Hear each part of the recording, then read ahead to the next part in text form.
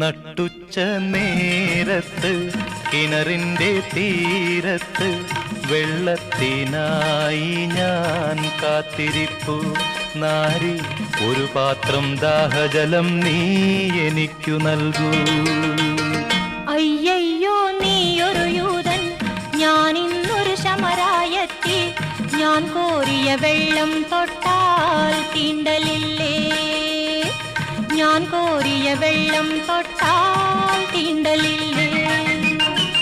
അറിയുന്നില്ലേതും നീ എന്നോട് നീ ചോദിച്ചാൽ ജീവന്റെ ജലം കോരിത്തരുമല്ലോ ഞാൻ, ജീവന്റെ ജലം കോരിത്തരുമല്ലോ ഞാൻ.